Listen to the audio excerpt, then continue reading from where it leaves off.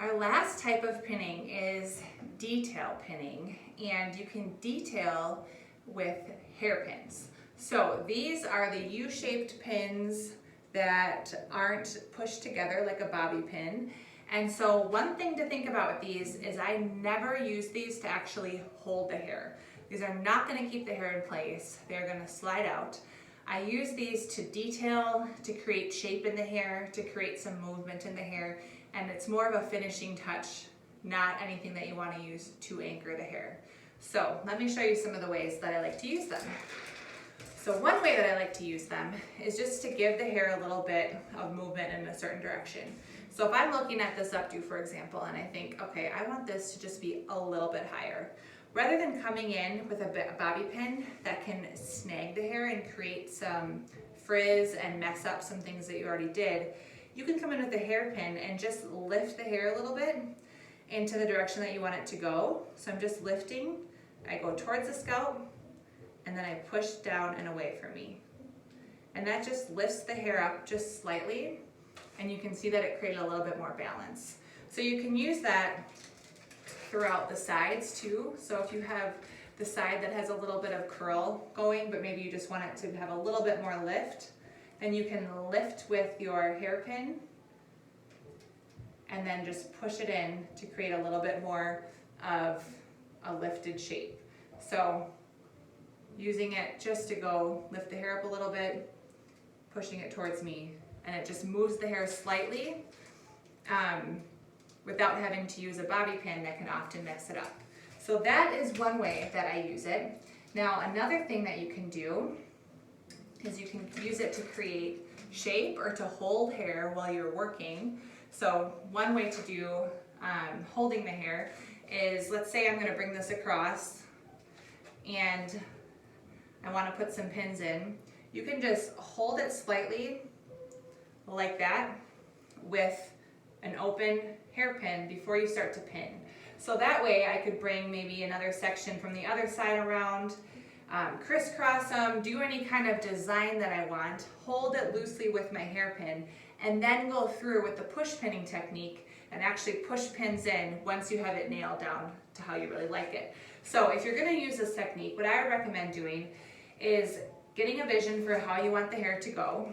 So again, if we're going to just pull this across as an example, but we're not ready to pin it yet, you can hold it in with a hairpin and then bring up, whatever other hair that you want. So say you want to bring another piece around, but you're not exactly sure where you want it to go. So maybe I want it to go just above, something like that. And then you want to just hold that in with a hairpin. So both are just kind of loose. And then you want to check with the bride and make sure she likes it. So you're just holding it loosely. Once you decide that you really like it, I recommend hairspraying it to get the shape that you want, and then just doing the push pinning technique, and then you can go ahead and remove the hairpins. So you're using them just to help you decide where you want to hold the hair, give the hair a little bit of an idea of where you want it to go. Now you can also use it to create shape. So for example, we talked about this a little bit in creating texture, but let's say that we want this strand right here to be a little bit higher, but we don't want to pin it tight against the head. So I'm going to turn around this way to show you. Okay. So I'm going to just pin this in loosely to give you the idea of what I'm talking about. So I'm pinning this.